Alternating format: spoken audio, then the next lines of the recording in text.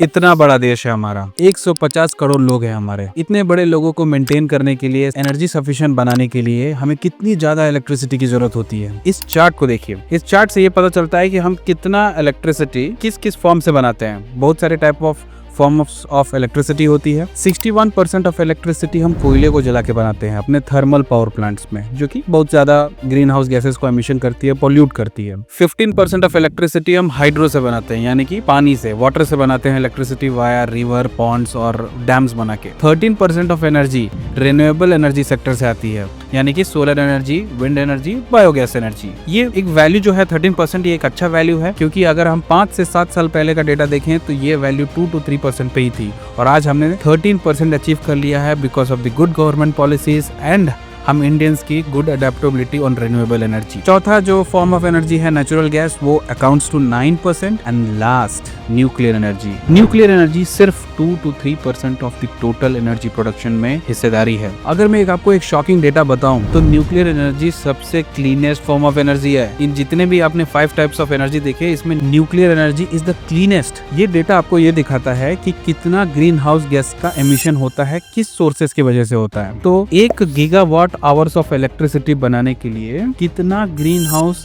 Gases का emission होता है। कोल से होता है 970 टन, ऑयल से होता है 720 टन, सोलर से 53 टन, विंड से 11 टन एंड न्यूक्लियर से लास्ट 6 टन, ओनली 6 टन। जहाँ पे कोल 970 टन ग्रीन हाउस गैस का एमिशन करता है, सेम इलेक्ट्रिसिटी बनाने के लिए न्यूक्लियर एनर्जी सिर्फ 6 टन का ही इस्तेमाल करता है। तो सबसे शॉकिंग बात तो ये है। दूसरा शॉकिंग बात आपको ये लग रही होगी कि सोलर एंड विंड यहाँ क्यों है। हम सोलर एंड विंड को अडेप्ट इसलिए कर रहे हैं क्योंकि वो ग्रीन हाउस गैसेस को एमिशन करने से रोकता है as compare to the coal. बात करेक्ट है, लेकिन हम उसको यूज इसलिए करते हैं कि as compare to the coal and oil, renewable energy के जो सोर्सेस होते हैं वो कंपैरेटिवली बहुत कम ग्रीन हाउस गैसेस एमिशन करते हैं, लेकिन करते जरूर है। एक इंपॉर्टेंट बात और बता देता हूँ, अप्रोक्सीमेट कैलकुलेशन के थ्रू बताता हूँ। अगर ये देख रहे हैं, इस घड़ी के वजन के हिसाब से अगर मैंने यूरेनियम यानी कि न्यूक्लियर पावर एनर्जी बनाने की कोशिश की, इतना वजन का यूरेनियम लेके आ जाऊंगा मैं। इस यूरेनियम से, इतने छोटे यूरेनियम से मैं बड़े बड़े जो हमारे सिटीज हैं, दिल्ली, बैंगलोर, मुंबई जैसे,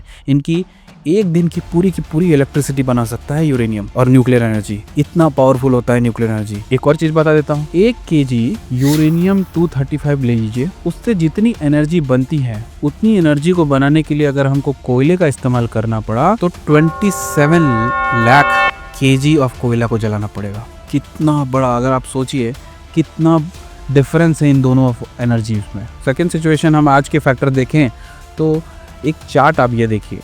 France 70% of its energy requirement वो न्यूक्लियर से पूरा करता है। यूएसए एंड रशिया अपने टोटल एनर्जी रिक्वायरमेंट का 20%, अप्रोक्सीमेटली 20% इससे पूरा करते हैं न्यूक्लियर एनर्जी से। पाकिस्तान 7.1%, सोचो पाकिस्तान भी हमसे आगे है 7.1%, और चाइना है 5% पे, और इंडिया आता है अप्रोक्सीमेटली 3.3% पे। तो देखिए पूरी दुनिया तो यूज कर रही है, हम पीछे रह गए हैं। तो सबसे बड़ा क्वेश्चन तो ये आता है कि क्यों 2 to 3%। तो अगर मैं ये क्वेश्चन आपसे पूछूं तो आपके दिमाग में सिर्फ एक ही आंसर आएगा कि न्यूक्लियर एनर्जी तो बहुत ज्यादा डेंजरस होती है, क्योंकि आपने हिस्ट्री में, मूवीज में, बुक्स में ये पढ़ा होगा कि न्यूक्लियर एनर्जी के जो इवेंट्स हुए हैं, इनको देख के सच में डर तो लगता है। सबसे पहले जो 1945 में जब अमेरिका ने न्यूक्लियर बॉम्ब बनाया, तो सबसे पहले जाके जापान में गिरा दिया। जापान में हिरोशिमा और नागासाकी का ये जो 2 मेजर सिटीज थे, उसका क्या हाल हुआ आपने तो देखा ही है। इन 2 बॉम्ब गिरने की वजह से 6 साल से जो वर्ल्ड वॉर 2 चल रहा था वो एक बारी में खत्म हो गया। सारी कंट्रीज ने अपने घुटने नीचे कर दिए और सरेंडर कर दिया। इवन जो अमेरिका जिसने ये बॉम्ब गिराया था, उन्हें भी ये चीज अच्छा नहीं लगा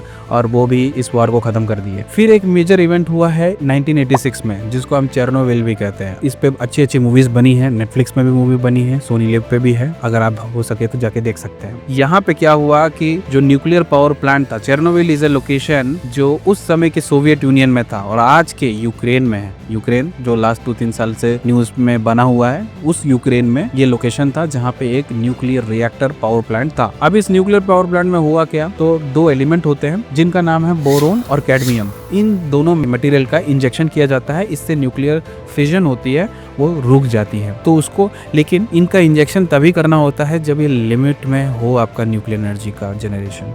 लेकिन ये जब से ज़्यादा भड़क गया, जब प्लांट भड़क जाता है, उसके बाद ये कंट्रोल में नहीं आता, चाहे आप कितना उतना ही बोरोन और कैडमियम डालें। तो इन्होंने बोरोन और कैडमियम डाला थोड़ा डिले से, और बोरोन और कैडमियम को भाप बना के उड़ा गया, इसलिए पूरा प्लांट फट गया और इतना ज्यादा एटमॉस्फेरिक और बहुत ज्यादा नुकसान हुआ एटमॉस्फेयर में, और ये कंट्रोल में नहीं आ रहा। तो ये इवेंट जाना जाता है न्यूक्लियर डिवास्ट्रेशन में। फिर आता है ईयर 2011, अगेन जापान फंस जाता है। अब जापान में जो न्यूक्लियर रिएक्टर था वो one of the biggest nuclear reactor था। उसमें आ जाता है अर्थक्वेक, बहुत ही हाई रिक्टर स्केल का अर्थक्वेक आता है। अगर आप न्यूक्लियर रिएक्टर को देखें तो न्यूक्लियर रिएक्टर का आउटर बाउंड्री सीमेंट वॉल से बना रहता है, हाई थिक सीमेंटेड वॉल होता है। इस अर्थक्वेक के आने से उस सीमेंटेड वॉल में दरारें पड़ गई, बड़े बड़े क्रैक्स डेवलप हो गई। लेकिन सिंस जापान एक डेवलप कंट्री है और बहुत ही रिस्पॉन्सिबल और इंटेलिजेंट लोग हैं, इन्होंने चेरनोबिल वाले जो इंसिडेंट्स हैं उनसे कुछ सीखा, और इन्होंने जो कैडमियम और बोरोन का ऑटोमेटिक इंजेक्शन करवाया। इसकी वजह से कुछ खतरनाक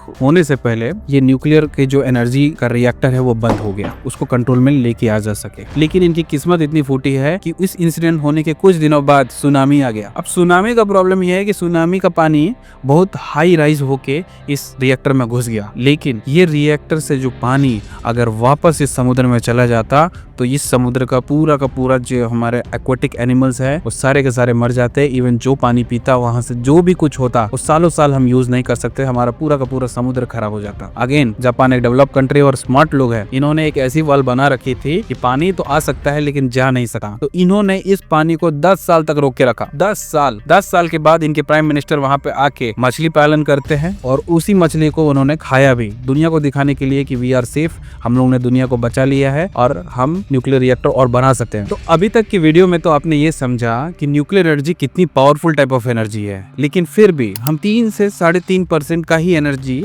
हमारे टोटल इंडिया का एनर्जी न्यूक्लियर एनर्जी से जनरेट करते हैं, compare to other countries like France जो कि 50% और फ्रांस रशिया 20% और पाकिस्तान इवन 7% जनरेट कर रहा है अपनी टोटल एनर्जी की रिक्वायरमेंट। तो अभी के पार्ट 2 में हम ये समझेंगे कि ऐसी क्या क्या इवेंट्स हमारे देश के साथ हुई जिसकी वजह से हम न्यूक्लियर एनर्जी के प्रोग्राम में या न्यूक्लियर एनर्जी के रूप में हम पीछे रह गए as compare to other countries.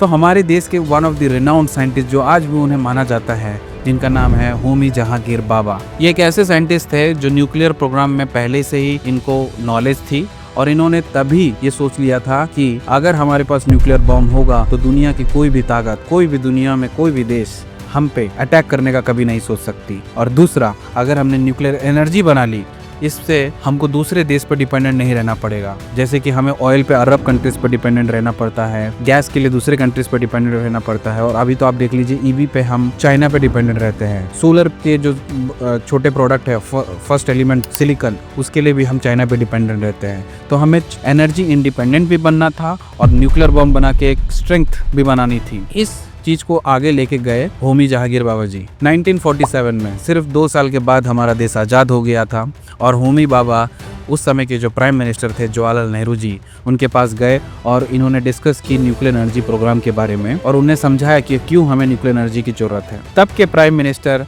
इन पे इतना ध्यान नहीं दिए, क्योंकि उस समय हमारा देश 80% पॉवर्टी के साथ जूझ रहा था। तो कोई भी देश जिनके 80% लोग पॉवर्टी के नीचे हैं, खाने के लिए पैसा नहीं है, रहने के लिए जगह नहीं है, वो न्यूक्लियर एनर्जी जैसे सोफिस्टिकेटेड और जिसमें बहुत ज़्यादा पैसा लगने वाला है उस के बारे में कैसे सोच सकते थे। लेकिन उन्होंने ना नहीं बोला, उन्होंने साइड बाय साइड छोटा मोटा सपोर्ट दिया। इतना नहीं दे पाए क्योंकि हम बहुत पुअर कंट्री थे उस समय पे, लेकिन छोटा मोटा सपोर्ट देना शुरू कर दिया था। इसको आगे लेके गए और 1954 आया। होमी बाबा ने JRD टाटा, जो कि अगेन एक बहुत रिनाउंड नेम है हमारे देश के लिए, इनके साथ मिलके 2 इंस्टीट्यूट की स्थापना की, जिनका नाम है Tata institute of fundamental research और भाभा एटॉमिक रिसर्च सेंटर, जहाँ पे यंग जो ब्रेन्स हैं हमारे देश के, जो एकदम beautiful mind, top level minds हैं, यहाँ पे आके रिसर्च कर सकते थे, हमारे न्यूक्लियर रिएक्टर प्रोग्राम को आगे लेके जा सकते थे, जो कि एक बहुत ग्रेट इनिशिएटिव था। इस प्रोग्राम को आगे लेते गए और 1956 में हमारा देश ने पहला न्यूक्लियर रिएक्टर बना लिया, जिनका नाम रखा गया अप्सरा। अब पूरी दुनिया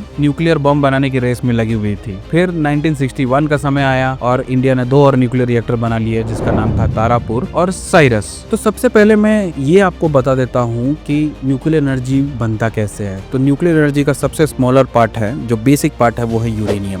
हमें यूरेनियम की जरूरत पड़ती है। यूरेनियम एक रॉ मटेरियल है इसके लिए, आप ऐसा समझिए। प्रॉब्लम यह है कि इंडिया सिर्फ 1% of the total uranium reserve India के पास है, सिर्फ 1%। तो हमें यूरेनियम की कमी पड़ती है, हमको इम्पोर्ट करना पड़ता है दूसरे देशों से। दूसरे देश भी न्यूक्लियर रिएक्टर बनाने की होड़ में लगे हुए हैं, तो वो भी देना नहीं चाहते हैं। तो होमी बाबा ने कुछ रिसर्च करके ये पता किया कि यूरेनियम की जगह पे हम और मटेरियल भी यूज कर सकते हैं, और उसका नाम था थोरियम। अब थोरियम भी एक ऐसा मटेरियल है जिससे हम न्यूक्लियर एनर्जी बना सकते हैं, लेकिन थोरियम से न्यूक्लियर एनर्जी बनाना किसी भी देश को नहीं पता था, किसी ने इससे पहले बनाया ही नहीं था। तो इसका मतलब कोई ब्लूप्रिंट रेडी नहीं है जिससे हम कॉपी करके न्यूक्लियर एनर्जी बना सकते थे। तो इसके लिए बहुत एक्सटेंसिव रिसर्च लगी और ये आगे बढ़ते गए। और एक बात और बता देना चाहता हूँ, दुनिया में फुल थोरियम रिजर्व का 25% सिर्फ इंडिया में है, और India 3rd largest reserve of thorium में माना जाता है। तो हमारे पास थोरियम की कोई कमी नहीं थी, इसलिए होमी बाबा ने यूरेनियम से न्यूक्लियर एनर्जी से बनाने के अलावा थोरियम से बनाने का जो रिसर्च है उसको शुरू कर दिया था। तो जब उन्होंने डिस्कवर किया, उन्होंने रिसर्च किया, तब पता चला,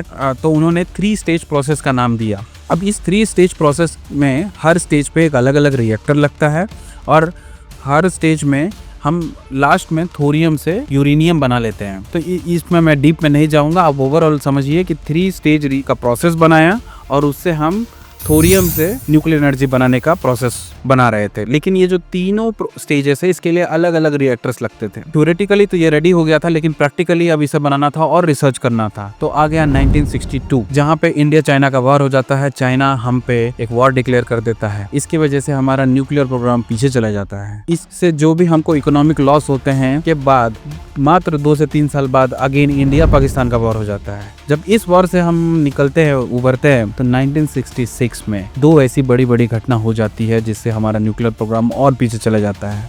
1966 में जब उस समय के प्राइम मिनिस्टर थे लाल बहादुर शास्त्री जी, इनका निधन हो जाता है ताशकंद में, जो आज का उज्बेकिस्तान है और उस समय का सोवियत यूनियन है। 1965 के जो इंडिया पाकिस्तान का वॉर था, उसका समझौता कराने के लिए वो वहाँ गए थे, वहाँ पे पीस ट्रीटी साइन करने के लिए गए थे, लेकिन वहाँ पे इनकी मौत हो जाती है, इनका डेथ हो जाता है। वो भी उसका रीजन भी नहीं पता। ये आज के टाइम के भी one of the biggest conspiracy theory में आई जाती है कि इनका डेथ हुआ कैसे। जब इनकी डेथ हुई थी तो इनका पूरा बॉडी ब्लूइश हो गया था, इसका मतलब इन्हें कोई पॉइजन दिया गया था, लेकिन ना वहाँ पे कोई पोस्टमार्टम कराई गई। और जब इनकी बॉडी इंडिया में आई तो यहाँ भी बहुत केयरलेसली इस बॉडी को हैंडल किया गया और कोई भी पोस्टमार्टम नहीं रिपोर्ट रिवील हुई। तो आज भी ये कॉन्स्पिरेसी थ्योरी बनी हुई है। ये इवेंट इतना बड़ा झटका था कि उसके 13 दिन बाद होमी जहांगीर बाबा, जो कि स्विट्जरलैंड जा रहे थे एक एयरप्लेन में, और उनकी एयरप्लेन क्रैश हो जाती है।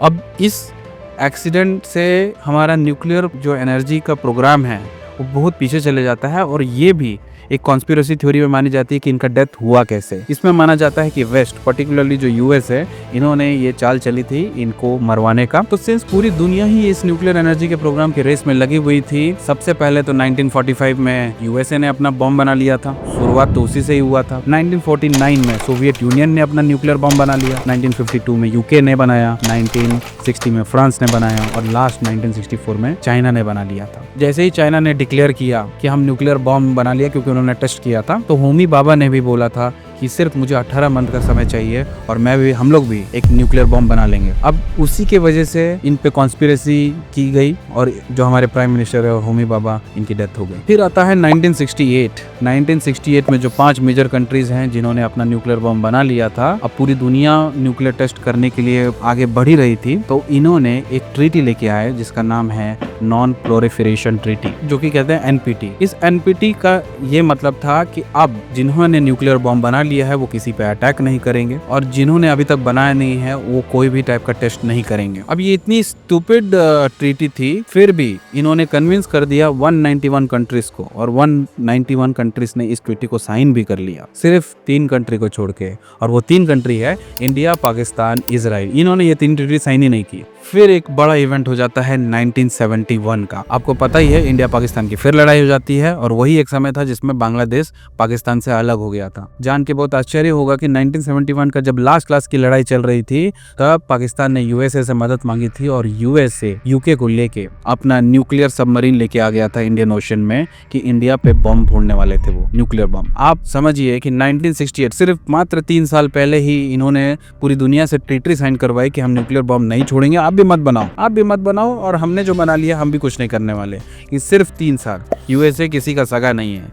1971 में सिर्फ 3 साल बाद ही ये न्यूक्लियर बॉम्ब छोड़ने वाले थे। सिंस उस समय कोल्ड वॉर का जमाना था, यूएसए और रशिया 2 अलग अलग ग्रुप बना रहे थे, इंडिया किसी भी ग्रुप में नहीं था। सिंस यूएसए हमारे अगेंस्ट में था तो हमने रशिया से हेल्प मांगा और उस समय से भी वो हमारा बहुत बड़ा एलाई है। 1971 में जब इंदिरा गांधी जी की सरकार थी, अभी एक मूवी आई थी इंदिरा गांधी जी पे, उसमें ये अच्छे से बताया गया था कि इन्होंने हेल्प मांगी थी रशिया से और रशिया भी अपने न्यूक्लियर सबमरीन और भी बड़ा लेके आया था वो तो यूएसए उनको देख के डर गया। यूएसए और यूके की जो टीम थी वो देख के डर गई और वो पीछे लौट गए।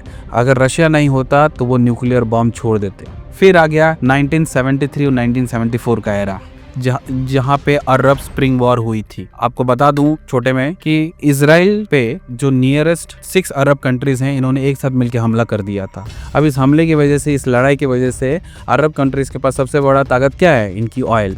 अब इन्होंने ऑयल की प्राइसेस इतनी ज़्यादा बढ़ा दी, 4 टाइम्स बढ़ा दी थी अपने ऑयल की प्राइसेस, सिर्फ इस लड़ाई को फंड करने के लिए। अब इससे ये हुआ कि इंडिया का भी जो इकोनॉमी है वो पैरालाइज हो रही थी, क्योंकि अब सिर्फ वो इस 1 लीटर के लिए हम 4 गुना ज़्यादा पैसा देना पड़ रहा था। तो हमारे देश का सारा पैसा वापस उनके पास जा रहा था। तो होमी बाबा सही कहते थे, अगर हम न्यूक्लियर बम बना लेते टाइम पे तो यूएसए की हिम्मत या किसी भी और कंट्री की हिम्मत भी नहीं होती कि हम पे वो अटैक कर सके।